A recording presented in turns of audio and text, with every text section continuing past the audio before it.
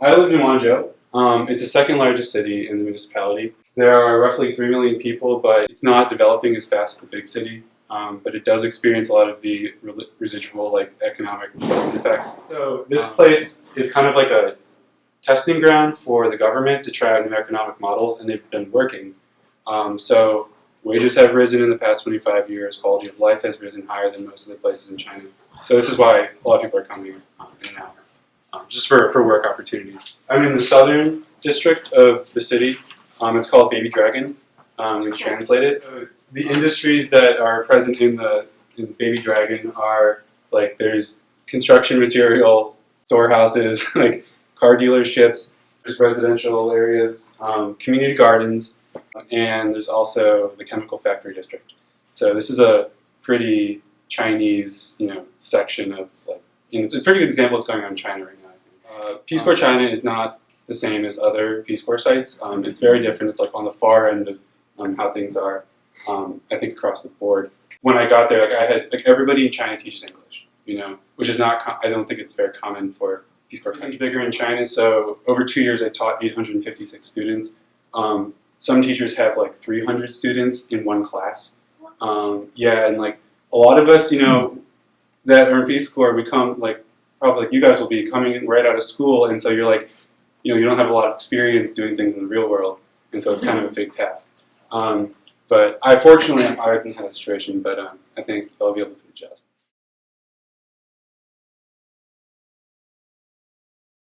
I want to talk about the 3 things that I thought were small successes in my service.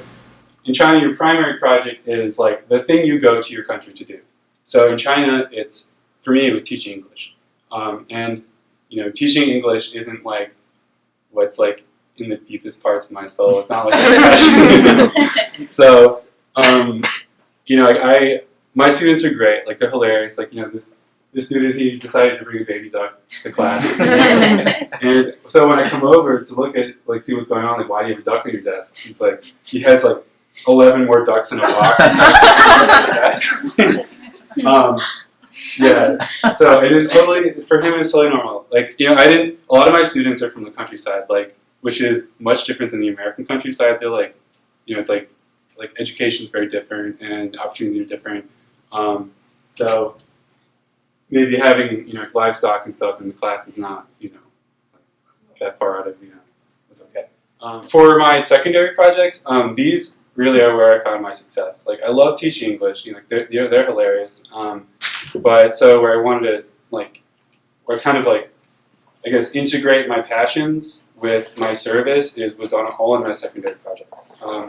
So I have a passion for the environment. It's been something I've grown up with, and I really wanted to actually be an environmental volunteer, but I didn't get that opportunity.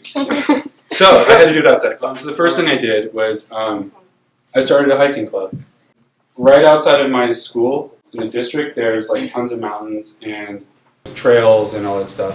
I found out my students, they all like hiking. So what I did is I wrote up a little club constitution where it was one, if you're going to come to this thing, you have to speak English.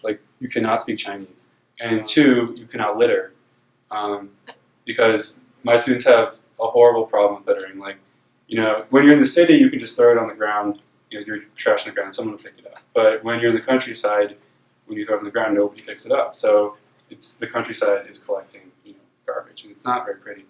So I integrated both of my primary objective and my secondary objective, which is the environment, into these projects. And for the first class first trip, I had 30 people, to go take a hike. That's a lot of people to manage. And then I realized, the second, third, and fourth, and fifth, and sixth times that maybe 8 to 10 people were okay, so I adjusted my amount of people I was taking out. Another thing, I was very fortunate, and I had other volunteers at my site. Actually, no, I had 6 in my city, which is an abnormal amount. So what we could do is we could combine our secondary projects and then work together from there. So for this one, I combined some of my students with some of the volunteer in my city students. And so we got to some things. So the second thing I'm going to tell you about is this thing called Eco Camp. It was a program started by volunteers before I got to China. I think we did the fourth session.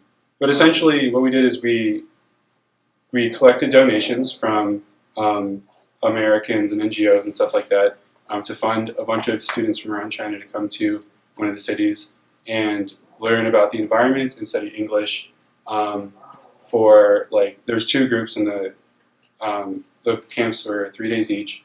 It's probably like 80 students total. So we brought them to an organic farm and we taught them English and then like some, environmental technology and stuff like that. So one thing we did is we brought in a local expert from an NGO in Chengdu, which is a city south of China. So we identified leaders at our campuses and we picked them out. So maybe they could bring back the knowledge they learned at EcoCamp to their schools and share what they learned. So just for example, one thing that we showed them about, this is called, you guys have to remember this, but it's called a biogas digester. It's a way to take combustible gas from manure and reuse it.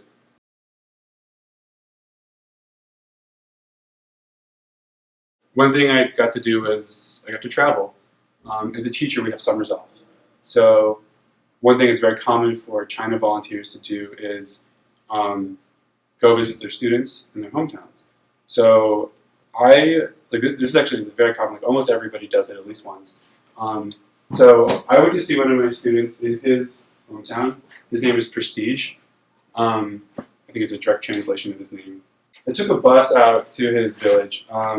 It's like 9 hours outside of the capital city. It's like in the countryside of the countryside, like way tucked back into valleys.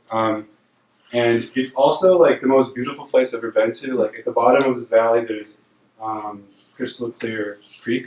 And in this little valley, like single individual clouds like float through slowly. This is his like kind of patio, so you can just watch it from there. As you can see, his family grows corn for some of the season. And so the thing is though, what he was telling me is that his like only goal in life is to get a highway that the government had promised to be built through this valley here, because people in rural China are very poor, and he wants to bring economy to his little village. So the only way that this is possible, because it's so far back in the countryside, is to have the highway.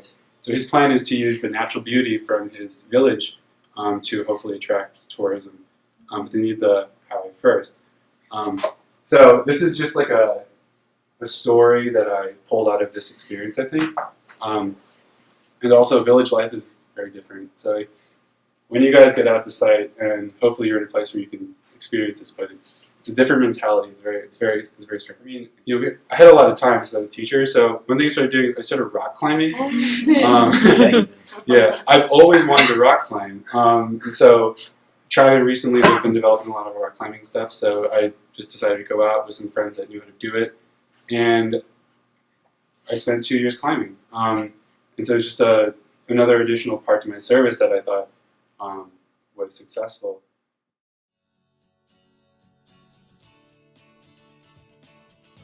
I think it made my service very meaningful to integrate my passions and then secondary projects. Because you could love your primary project, it's a very good chance that you will, but I did it, and this is one way to make myself, to have what I think is a successful service.